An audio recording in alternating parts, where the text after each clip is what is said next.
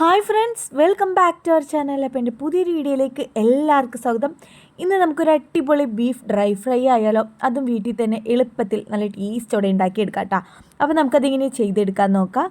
ആയിട്ട് ആദ്യം നമുക്ക് ഇതുപോലെ ബീഫ് കുറച്ച് വലിയ കഷ്ണമായിട്ട് തന്നെയാണ് കേട്ടോ എടുക്കേണ്ടത്. അപ്പോൾ നന്നായിട്ട് തന്നെ ബീഫ് കഴുകി വൃത്തിയാക്കി എടുത്തിട്ട് ഒട്ടും വെള്ളമൊന്നും ഇല്ലാതെ ഇതുപോലെ ഒരു പാത്രത്തിലേക്ക് മാറ്റുക. ഈ ഒരു വലുപ്പത്തിൽ വേണം നമുക്കിത് വേവിച്ചെടുക്കാനായിട്ട്, എന്നാലാണ് നമുക്കത് കറക്റ്റ് വെന്ത് കഴിഞ്ഞാൽ ഷേപ്പിൽ കട്ട് ചെയ്തെടുക്കാൻ വേണ്ടി പറ്റുള്ളൂ കേട്ടോ. അപ്പോൾ ഇനി ഈ ബീഫിലേക്ക് നമുക്ക് ആദ്യം മുളക് പൊടി ചേർത്ത് കൊടുക്കാം. ഞാനിവിടെ 2 ടീസ്പൂൺ മുളക് പൊടിയാണ് കേട്ടോ ചേർക്കുന്നത്. നിങ്ങൾക്ക് എത്രയാണോ എരിവ് വേണ്ടത് നോക്കിയിട്ട് പാകത്തിനുള്ള മുളക് പൊടി ചേർത്ത് കൊടുക്കാം. അതിൻ്റെ കൂടെ തന്നെ ഒരു 1/4 ടീസ്പൂൺ അളവിൽ മഞ്ഞൾപ്പൊടിയും കൂടെ ചേർത്ത് കൊടുക്കുക. പാകത്തിനുള്ള ഉപ്പും കൂടെ ചേർത്ത് കൊടുത്തിട്ട് ഇതെല്ലാതും കൂടെ നന്നായിട്ട് തന്നെ മിക്സ് ചെയ്തെടുക്കാം. ഈ ഒരു ബീഫിൽ നല്ല പോലെ തന്നെ ഈ ഒരു മഞ്ഞൾപ്പൊടി, മുളക് പൊടി, ഉപ്പൊക്കെ നല്ല പോലെ തന്നെ ഒന്ന് പുരട്ടിയെടുത്ത ശേഷം നമുക്കിതൊരു ഏകദേശം ഒരു അരമണിക്കൂറെങ്കിലും റെസ്റ്റ് ചെയ്യാൻ വേണ്ടി വെക്കണം കേട്ടോ. ആ ഒരു മഞ്ഞളും ഉപ്പൊക്കെ ആ ബീഫിൽ നല്ല പോലെ തന്നെ പിടിക്കാൻ വേണ്ടിയിട്ടാണ് കേട്ടോ. അപ്പോൾ നന്നായിട്ട് തന്നെ കൈവച്ച് തിരുമ്മിയെടുത്ത ശേഷം കുറച്ച് നേരം ഒന്ന് റെസ്റ്റ് ചെയ്യാൻ വേണ്ടി മാറ്റി വെക്കാം. അങ്ങനെ ഇപ്പോൾ ഒരു അരമണിക്കൂറൊക്കെ കഴിഞ്ഞിട്ട് ബീഫ് നേരെ ഞാൻ കുക്കറിലേക്ക് ഇട്ട് കൊടുത്തിട്ടുണ്ട്. ഇനി ഇത് നമുക്ക് വേവിച്ചെടുക്കണം.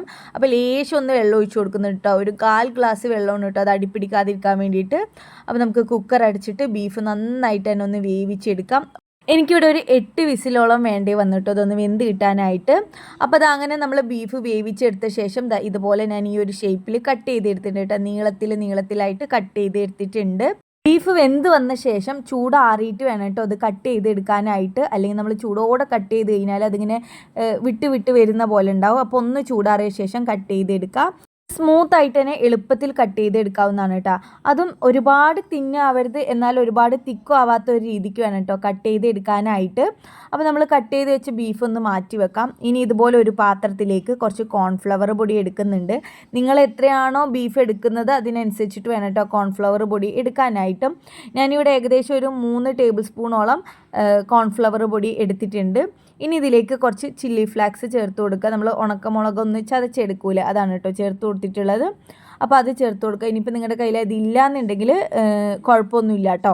ഇവിടെ 2 ടീസ്പൂൺ അളവിൽ ചില്ലി ഫ്ലാക്സ് ചേർക്കുന്നുണ്ട്. പിന്നെ ഇതിലേക്ക് 1/2 ടീസ്പൂൺ അളവിൽ കുരുമുളക് പൊടി ചേർത്ത് കൊടുക്കുന്നുണ്ട്. പാകത്തിനുള്ള ഉപ്പിട്ട് കൊടുക്കുന്നുണ്ട്. നമ്മൾ ബീഫിൽ വേവിക്കുമ്പോൾ ഉപ്പ് ചേർത്തിട്ടുണ്ടായിരുന്നു. അപ്പോൾ ഇതിലേക്ക് ഒരു നുള്ളുപ്പ് മതിയാവും കേട്ടോ. അപ്പോൾ ഉപ്പ് കൂടെ ചേർത്ത് കൊടുക്കുന്നുണ്ട്. ഇനി ഇതിലേക്ക് മുളക് പൊടി, അപ്പോൾ എത്രയാണ് എരിവ് വേണ്ടത് നോക്കിയിട്ട് പാകത്തിനുള്ള മുളക് പൊടി ചേർത്ത് കൊടുക്കാം. ഇനിയിപ്പോൾ നിങ്ങൾക്ക് കുരുമുളക് പൊടി കൂടുതൽ ചേർത്തിട്ട് മുളക് പൊടി കുറച്ച് എടുക്കണമെങ്കിൽ അങ്ങനെയും ചേർത്തെടുക്കാം. നമ്മൾ കുരുമുളക് പൊടി കൂടുതൽ ചേർത്ത് കഴിഞ്ഞാൽ മുളക് പൊടിയുടെ ആ ഒരു റെഡ് കളറ് നമുക്ക് ബീഫിൽ കിട്ടൂല കേട്ടോ. അപ്പോൾ നമുക്ക് അത് ഇഷ്ടത്തിന് എങ്ങനെയാണോ വേണ്ടത് പറഞ്ഞാൽ അങ്ങനെ ചേർത്ത് കൊടുക്കാം. പിന്നെ ഇതിലേക്ക് ലേശം മല്ലിപ്പൊടിയും കൂടെ ചേർത്ത് കൊടുക്കുന്നുണ്ട്. ഒരു നുള്ള് ഗരം മസാല പൊടിയും കൂടെ ചേർത്ത് കൊടുക്കുന്നുണ്ട്. മല്ലിപ്പൊടിയൊക്കെ ഒരു 1/4 ടീസ്പൂൺ മതിയാവും കേട്ടോ. അതിൻ്റെ കുത്തൽ ഉണ്ടാവാൻ വേണ്ടി പാടില്ല. അപ്പോൾ ലേശം ഇട്ട് കൊടുക്കുക. പിന്നെ ഇതിലേക്ക് ഒരു പീസ് മാഗി ക്യൂബ് ചേർക്കുന്നുണ്ട്. 1 ടീസ്പൂൺ അളവിൽ ഇഞ്ചി വെളുത്തുള്ളി പേസ്റ്റും കൂടെ ചേർക്കുന്നുണ്ട് കേട്ടോ. മാഗി ക്യൂബ് ഓപ്ഷണലാണ്, നിങ്ങൾക്ക് വേണമെങ്കിൽ ചേർക്കുക. ഇത് ചേർക്കുമ്പോൾ കുറച്ചുകൂടെ ഒന്ന് സ്പൈസി ആയിരിക്കും. അപ്പോൾ ഇനി ഇതിലേക്ക് നമുക്ക് 1 മുറി നാരങ്ങയുടെ നീരും കൂടെ ചേർത്ത് കൊടുക്കുക. അപ്പോൾ നമ്മൾ നാരങ്ങാ നീരും കൂടെ ചേർത്ത് കൊടുത്തിട്ട് ഇതിലേക്ക് ലേശം കൂടെ വെള്ളമാക്കി കൊടുത്തിട്ട് നന്നായിട്ട് തന്നെ ഒന്ന് ഇത് മിക്സ് ചെയ്തെടുക്കണം കേട്ടോ. ഇപ്പോൾ നാരങ്ങാ നീരിന് പകരമായിട്ട് സുർക്ക വിനാഗിരി ഉണ്ടല്ലോ, അത് വേണമെങ്കിൽ അത് ചേർക്കാവുന്നതാണ്.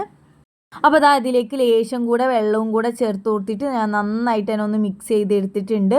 ഇനി ഇതിലേക്ക് നമുക്ക് കട്ട് ചെയ്ത് വെച്ച ബീഫ് ഉണ്ടല്ലോ അത് മൊത്തത്തിൽ ഇതിലേക്ക് ഇട്ട് കൊടുത്തിട്ട് നന്നായിട്ട് തന്നെ ഒന്ന് മിക്സ് ചെയ്തെടുക്കാം. അപ്പോൾ ബീഫ് ഇട്ടിട്ട് നല്ല പോലെ ഒന്ന് മിക്സ് ചെയ്തെടുത്തിട്ടുണ്ട്. ഇനി ഇതൊരു 10-20 മിനിറ്റ് ഒന്ന് റെസ്റ്റ് ചെയ്യാൻ വേണ്ടി മാറ്റി വെക്കാം കേട്ടോ. ഇനി നമുക്ക് ചൂടായ എണ്ണയിലേക്ക് ഇട്ട് കൊടുത്തിട്ട് ഫ്രൈ ചെയ്തെടുക്കുക. എണ്ണ നല്ല പോലെ തന്നെ ചൂടായിട്ടുണ്ടാവണം. ഓരോന്നായിട്ട് എടുത്തിട്ട് വേണം കേട്ടോ ഇട്ട് കൊടുക്കാനായിട്ട്. ഒന്നിച്ചങ്ങോട്ട് ഇട്ട് കൊടുക്കരുത്, ഓരോന്നായിട്ട് ഇട്ട് കൊടുക്കുക. അപ്പോൾ ബീഫ് മൊത്തം നമ്മൾ ഈ ഒരു എണ്ണയിലേക്ക് ഇട്ട് കൊടുത്തിട്ടുണ്ട്. ഇനി ഇതൊന്ന് നല്ല പോലെ തന്നെ ഒന്ന് മൊരിഞ്ഞ് വന്നു കഴിഞ്ഞാൽ നമുക്ക് എടുത്ത് മാറ്റാവുന്നതാണ്. നന്നായിട്ട് തന്നെ ഒരു നല്ല ഡാർക്ക് ബ്രൗൺ കളറായി വരും കേട്ടോ. ഇപ്പോൾ നമ്മുടെ ഈ ഒരു ബീഫ് ഇവിടെ റെഡി ആയിട്ടുണ്ട്. ഇനി ഇത് നമുക്ക് മൊത്തത്തിൽ എണ്ണയിൽ നിന്ന് കോരി മാറ്റാം. ഇപ്പോൾ ഞാനിവിടെ ഇത് 2 പ്രാവശ്യമാണ് കേട്ടോ ഫ്രൈ ചെയ്തെടുത്തത്. അടിപൊളി ടേസ്റ്റാണ് കേട്ടോ. കഴിക്കാനായിട്ട് കുട്ടികൾക്കൊക്കെ ഒരുപാട് ഇഷ്ടപ്പെടുന്നതാണ്. ഇതിൻ്റെ ആ ഒരു പുറം ഭാഗം നല്ല ക്രിസ്പി ആയിട്ടാണെങ്കിലും ഉള്ളിൽ നല്ല സോഫ്റ്റ് ആയിട്ടാണ് കേട്ടോ ഉള്ളത്.